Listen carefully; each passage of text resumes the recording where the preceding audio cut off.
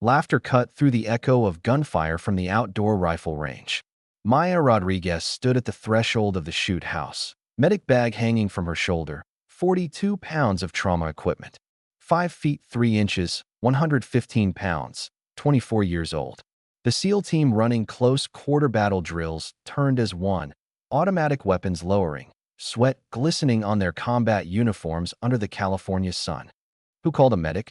Petty Officer First Class Derek Stone, 6 feet 1 inch, 210 pounds of solid muscle earned through 8 years of SEAL operations, laughed loud enough to carry across the training bay.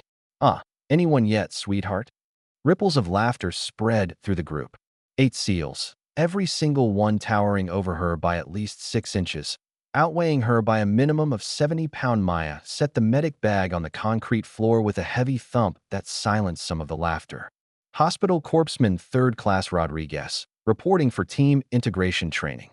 Master Chief Tom Bradford, standing in the corner with a clipboard and the weathered expression of someone who'd seen 30 years of military service, raised an eyebrow.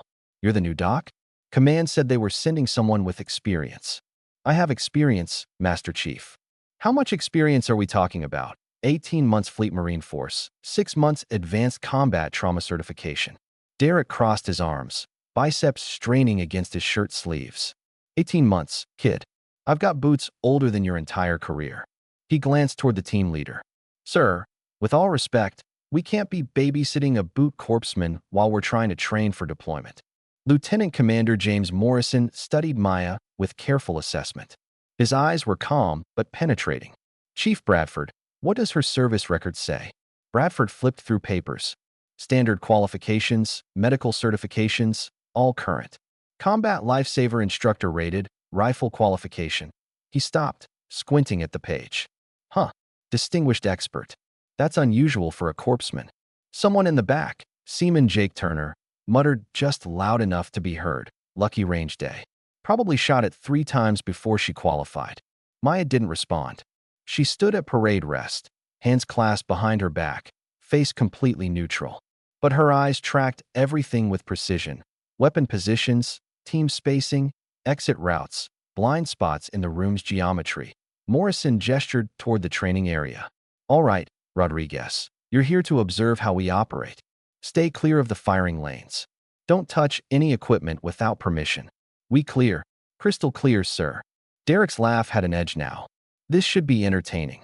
Last corpsman we had could at least keep up on a ruck march. The comment hung in the air, a reference to Petty Officer Second Class David Martinez, killed by sniper fire while treating a wounded Marine in Syria 3 months ago. His absence was a wound that hadn't healed. Maya understood that. Grief often manifested as gatekeeping. She didn't take it personally.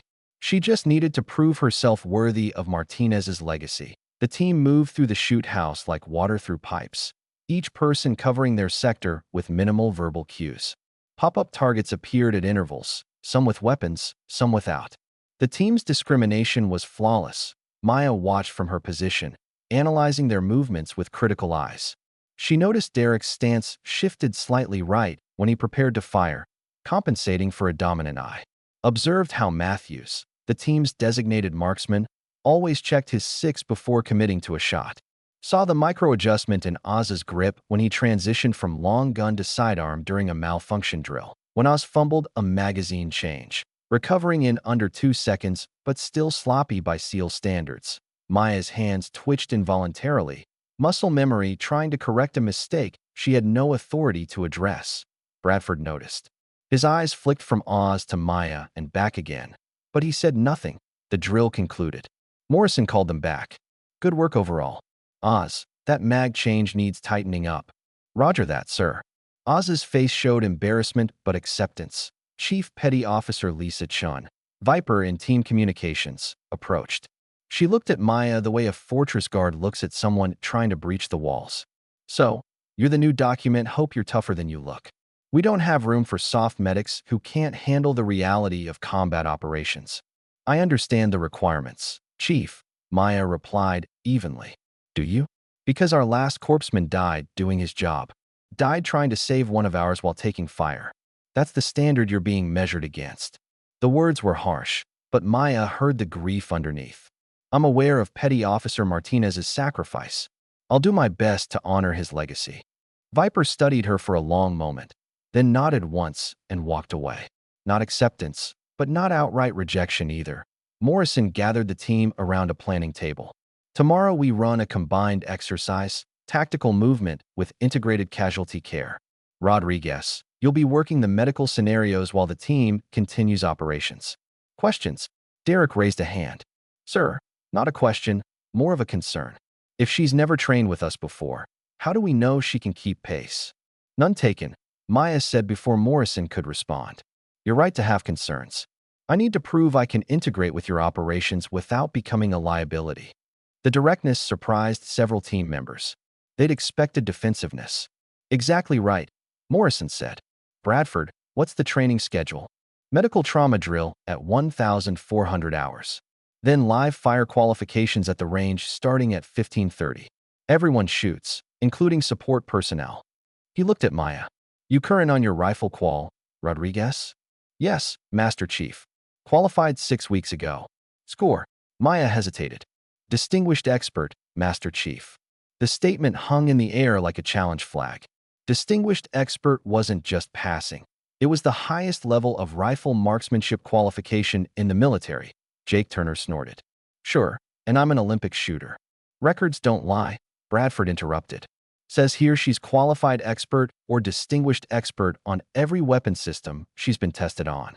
M4, M9, M16A4. Even the M249 saw, which is weird for a corpsman. He looked up. Where did you learn to shoot? My father taught me, Master Chief. Your father military. Marine Corps, Master Chief. Gunnery Sergeant. Bradford grunted. Well, that explains some of it. He turned to Morrison. Sir, I'd like to add Rodriguez to the afternoon qualification course. See if those scores hold up under observation. Then it's settled, Morrison said. Medical drill at 1400, range time at 15:30. Dismissed. The medical trauma drill was held in a specialized training building. Mannequins with simulated wounds, pyrotechnic effects, audio tracks playing screaming and weapons fire. Maya entered with Doc Williams observing, clipboard ready. The mannequin had simulated blast injuries, partial leg amputation, penetrating chest trauma, facial injuries on Maya's hands moved with practiced precision. Tourniquet on the leg first, high and tight. Quick airway assessment. Chest seal. For access. Communication with simulated medevac. She worked in silence, no wasted motion. When the drill ended, Doc Williams checked his stopwatch. 4 minutes, 30 seconds. That's very good. Most corpsmen take 6 to 7 minutes on this scenario. He reviewed his notes. Assessment was perfect. Treatment priorities were correct. Technical skills were flawless. Where did you train? I took additional training during my Fleet Marine Force time. Worked with Navy trauma surgeons during my off hours. It shows. That was textbook perfect performance. The outdoor rifle range sprawled across 500 yards of cleared terrain. The afternoon sun beat down with typical Southern California intensity. Maya received her assigned M4 carbine from Master Sergeant Stone, a Marine liaison. This weapon is zeroed for a standard shooter. You'll need to confirm zero before running the qualification. Yes, Master Sergeant. She moved to lane 4, took a moment to familiarize herself with the weapon's characteristics. Each rifle had its own personality, subtle differences in trigger pull, balance, how it settled into the shoulder. Derek positioned himself in the adjacent lane. So Rodriguez, you really qualified distinguished expert, or was that a paperwork error? I really qualified, petty officer. We'll see. Maya settled behind the rifle, adjusted the stock length, checked the optic alignment. Stone called from the tower. Lanes 1 through 4. You are clear to commence confirmation fire. First shot, 2 inches low, 1 inch right. She made a mechanical adjustment. Second shot, closer. Third shot, dead center. 0 confirmed. Derek had paused to watch. Not bad. Let's see if you can maintain that when the clock's running. The qualification course tested marksmanship under progressively challenging conditions. 50 m standing unsupported. 100 m kneeling. 200 m prone. 300 m prone with time limit. Maya moved through the course with smooth efficiency. Standing position, 5 shots, 5 hits, all center mass. Transition to kneeling, another 5 shots, slightly tighter group. Prone at 200 m, controlled breathing, patient waiting for the natural respiratory pause before each trigger press point 300 m, final string of fire. 5 rounds, prone position, 20-second time limit. She settled in, adjusting for the increased distance. Watched a flag 50 m downrange, saw it flutter left to right. Estimated wind speed at 5 to 7 knots.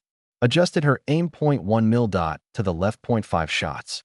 5 centers. Ceasefire, Stone called. Weapons on safe, chambers open, magazines removed. Stone walked the range, checking each target. At Maya's 300 m target, he actually pulled out a measuring tape. He walked back to the tower. Overall qualification scores. Osborne, expert.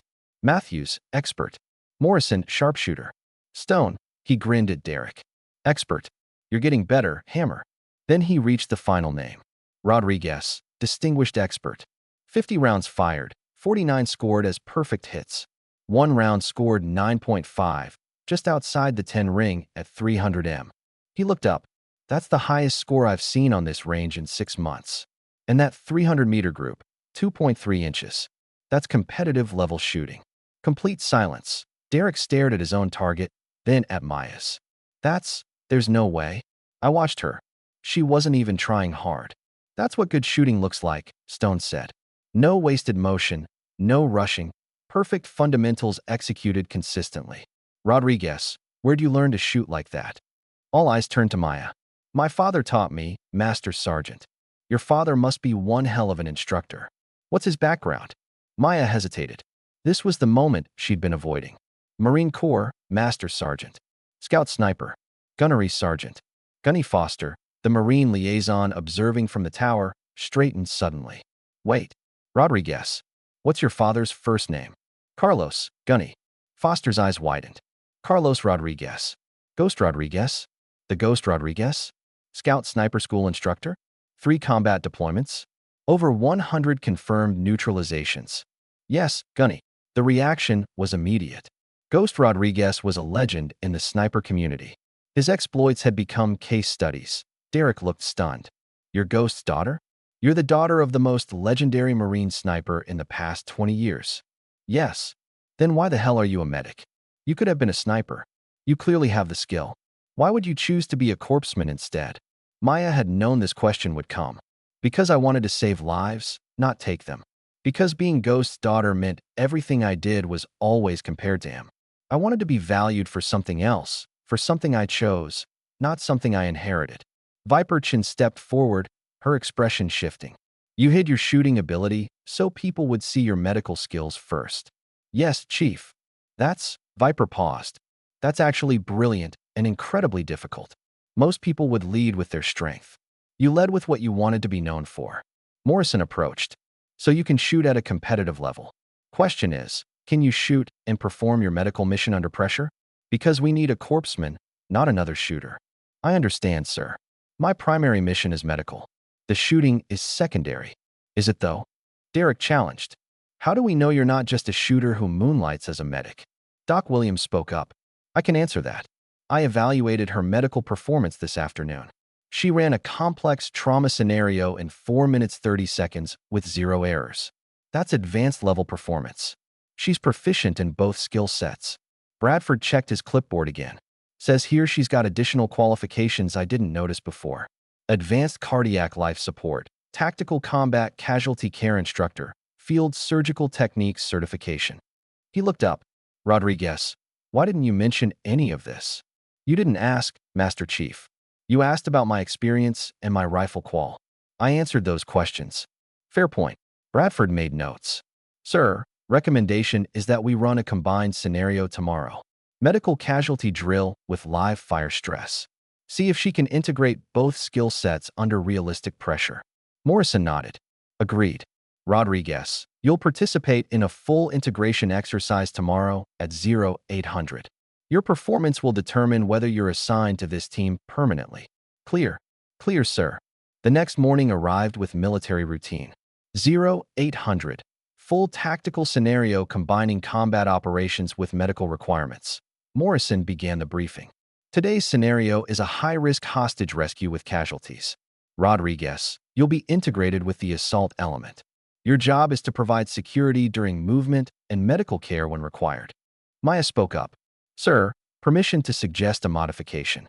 If I'm committed to medical care for more than 30 seconds, I'll need someone covering my immediate position. Suggest assigning a security element specifically for medical scenarios. Matthews nodded. That's smart doctrine. Good point. Morrison agreed.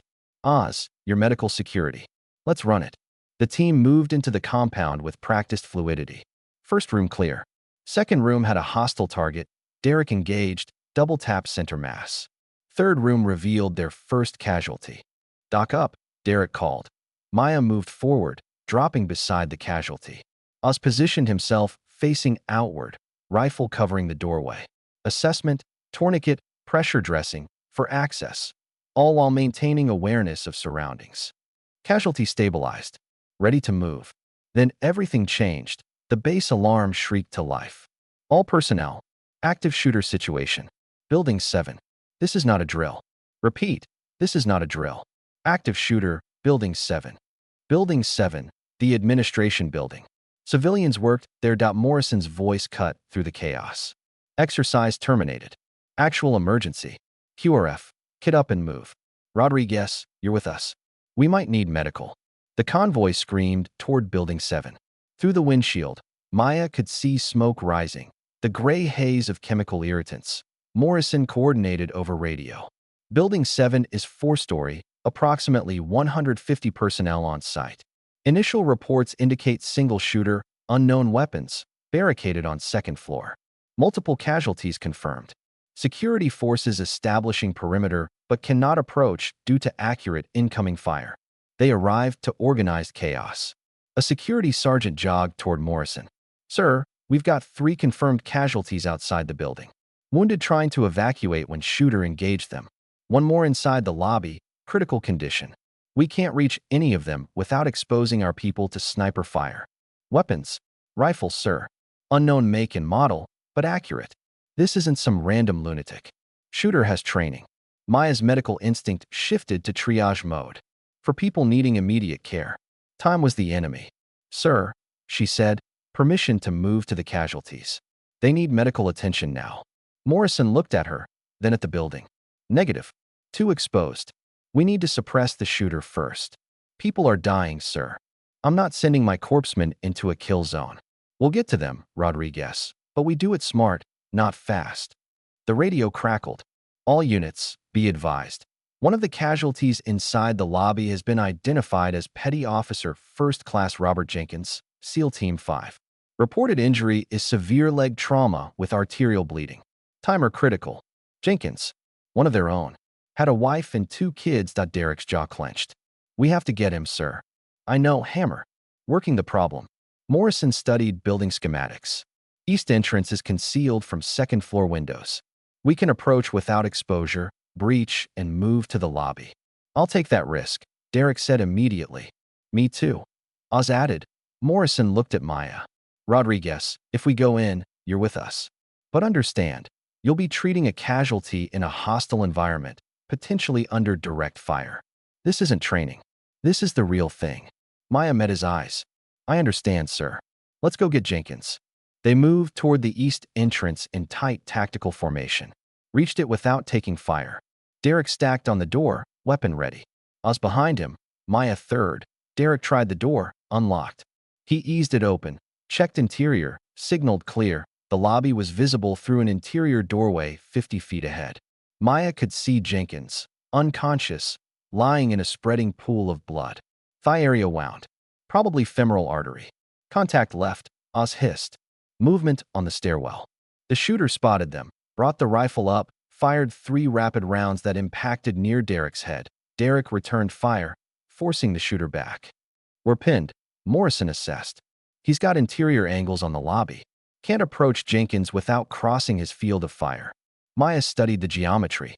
Sir, if I move low and fast using the security desk for cover, I can reach Jenkins.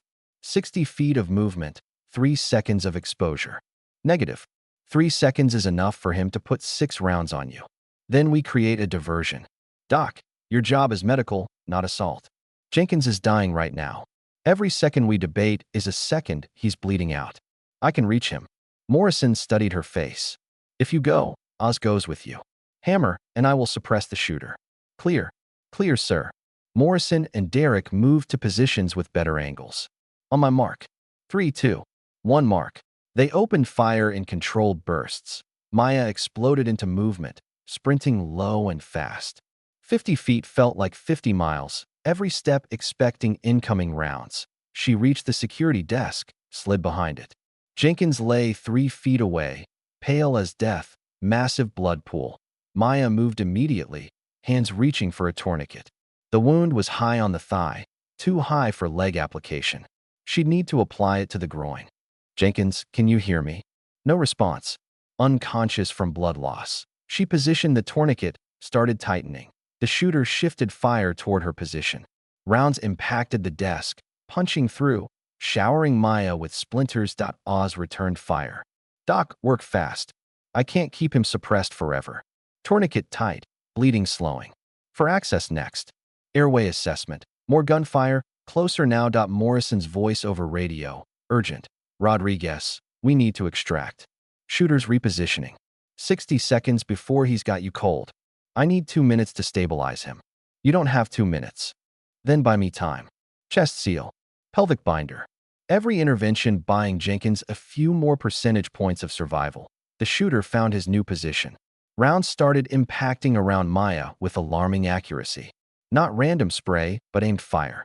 I'm out, Oz called. Reloading. That 3-second window was all the shooter needed. He emerged from cover, rifle tracking toward Maya's position. She saw him in peripheral vision, calculated she had no time to reach her sidearm, no time to take cover, no time except to die. Then training took over. Training deeper than medical education, older than Navy service, fundamental to who she was. Maya's hand released Jenkins, moved to her holstered sidearm with fluid speed. Muscle memory from 10,000 practice draws. She drew, acquired sight picture, pressed the trigger, all in one smooth motion. The 9mm round struck him center mass, just below the sternum. Body armor stopped penetration, but not the kinetic energy. He stumbled backward. Maya fired again. Same point of aim. Same devastating impact. The shooter dropped his rifle, slumped against the stairwell railing. Silence crashed over the lobby. Maya immediately holstered her weapon and returned to Jenkins. Patient stabilized enough for movement. Need litter team and immediate medevac. Morrison emerged from cover, staring at Maya like he'd never seen her before. Derek followed, checking the down shooter. Oz just stood there, mouth open. Did she just? Derek trailed off. That was a combat draw. That was competition level, from concealment, under stress, at 75 feet. Morrison moved to the stairwell, verified the shooter was no longer a threat, then returned. Rodriguez, that shot. Not now, sir. Jenkins needs surgical intervention immediately. Within minutes, the lobby flooded with personnel. Paramedics took over Jenkins's care. Maya stood, covered in blood, and began methodically restocking her medic bag. Derek approached slowly. Doc, that's shooting. Where did you learn to shoot like that? My father taught me, petty officer. That's not just learning to shoot. That's elite-level training. He stopped, pieces clicking together. You're not just Ghost's daughter. You were trained by Ghost. As in personally trained. As in probably trained from childhood. Maya didn't deny it. Just continued her equipment check. Viper had arrived.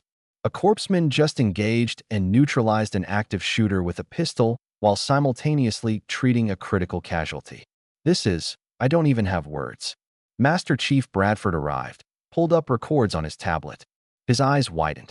Multiple national shooting championships. Competitive circuit for 6 years. Top-ranked junior shooter in 3 disciplines. He scrolled further. Offered Marine Scout sniper pipeline at 18. Declined. Chose hospital corpsman rating instead. He looked up. Why? Maya had known this question would come. Because I didn't want to be just a shooter, Master Chief. I wanted to be something more, something different from what everyone expected. The base commander arrived, Captain Hayes. After getting briefed, he approached Maya. Hospital corpsman Rodriguez. I've received preliminary reports of your actions. You treated a critically wounded SEAL under fire, then engaged and neutralized an active shooter. That's extraordinary performance. I'll be recommending you for the Navy and Marine Corps Commendation Medal with Combat Valor device. Over the next few days, the base processed the aftermath. Jenkins recovered from surgery. The investigation concluded Maya's use of force was completely justified. Word spread through the special operations community about the corpsman who'd saved a life and stopped a threat simultaneously. 1 week later, Commander Patricia Hayes summoned Maya to her office. Morrison accompanied her. Hayes opened a classified folder. Hospital Corpsman Rodriguez, I've been reviewing your performance. Special Operations Command is forming a specialized task force for high-risk operations requiring both advanced medical capability and combat proficiency. She slid the folder across. They've requested you specifically. Maya opened the folder, began reading. Complex mission profiles requiring seamless integration of medical and tactical capabilities. Point one detail caught her attention. Hostages, including medical personnel forced to work under duress. Doctors and nurses threatened with violence. She thought about Jenkins bleeding out, about civilians shot trying to evacuate, about times when having someone who could fight and heal would mean the difference between mission success and catastrophic failure. Sir, she said to Morrison, permission to accept this assignment. Morrison was quiet, then nodded. Permission granted. But you better come back in one piece, Rodriguez. This team needs you. I'll do my best, sir. The team took the news with mixed emotions. The night before she left, they gathered for an informal send-off. Oz handed her a package. From all of us. Maya unwrapped it to find a custom challenge coin. On one side, the Seal Trident. On the other, a medical caduceus integrated with a rifle and the words, Healer, Warrior, Complete. We had it made special, Oz explained. Because that's what you are. Not one or the other. Both. Complete. Morrison raised a coffee cup. To Maya Rodriguez, who taught us that assumptions are dangerous, that capability comes in unexpected packages, and that the best operators integrate rather than specialize. To Maya, the team echoed. That night, alone in her barracks, Maya held the challenge coin from her father in one hand and the coin from her team in the other. Two different acknowledgments of who she was. That ghost coin represented her past, the skills inherited and taught, the foundation that made everything else possible. The team's coin represented her future, the integration she'd achieved, the new path she was forging. She didn't have to choose between them anymore. Didn't have to separate warrior from healer. She could be both. She was both. Her phone buzzed. Text from her father. Heard about the task force assignment. Proud of you, Mija. You're doing something I never imagined. Keep teaching the world that warriors can heal and healers can fight. She typed back. Thanks, Dad. Love you too. Then another text from Morrison. Task force briefing materials attached. Looks like the hostage situation is worse than initial reports. Medical personnel being forced to treat combatants under threat of execution. They need someone who can extract the medics and provide care simultaneously. They need you. Maya opened the briefing materials. The complexity was staggering. Multiple hostile forces, unknown casualties, limited time window, high probability of combat during medical operations. Exactly the kind of scenario that required someone who could integrate both roles seamlessly. Someone like her. She packed methodically, medical equipment in one bag, tactical equipment in another. Both essential, both valued equally. 2 weeks until task force training began. 2 weeks to prepare for the mission that would define whether her approach could scale beyond individual performance to operational doctrine. She wasn't nervous. She wasn't scared. She was ready, because Maya Rodriguez, Hospital Corpsman 3rd Class, daughter of Ghost, competitive shooter, combat medic, warrior, healer, had finally figured out what her father meant when he told her that being both wasn't a compromise, that IT was completion. The phone buzzed one more time. Unknown number. Petty Officer Rodriguez, this is the task force commander. Welcome aboard. Your first mission briefing is in 14 days. One thing you should know. The hostages include a medical team that's been treating civilian casualties for 6 months under constant threat. They're heroes. They're also trapped. And we need someone who speaks both languages, medical and tactical, to bring them home. We need you. Maya sat up, already reaching for her planning materials. Sir, I'm ready. When do we deploy? Soon. Very soon. Get some rest, Petty Officer. You're about to rewrite the rules for combat medicine in special operations. The call ended. Maya looked at her bags, at her coins, at the window showing the dark Pacific Ocean beyond. Somewhere out there, medical personnel were working under gunpoint to save lives. Somewhere out there, a mission awaited that would require every skill she possessed, medical and tactical, integrated seamlessly. Somewhere out there, people needed someone who could drop the medic bag and pick up the rifle when necessary. Someone exactly like her. And Maya Rodriguez was more than ready to prove that healers could fight and warriors could heal. The future of combat medicine had arrived, and it looked nothing like anyone had expected.